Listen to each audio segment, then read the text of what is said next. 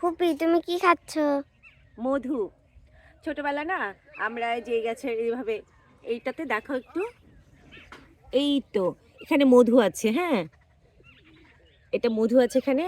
আমরা এভাবে উঠাতাম আর এটা মুখে দিয়ে এভাবে চুষতাম আর ওখান থেকে মিষ্টি বের হতো আর আমরা কই বলতাম আমি মধু। খাই দেখি তো। তুমি খেয়ে দেখো।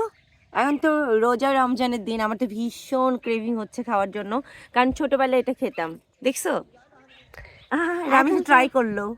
কি মিষ্টি না? এটা তো কম আছে। ছোটবেলায় এটা আমার খেতেই হবে, আমার এত ভালো লাগতো। মধু খেলে আর বমি বমি ভাব হয় না। তাই না?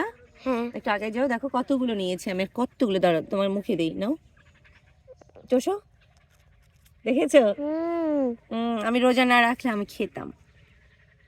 চলো খাবো। খাও।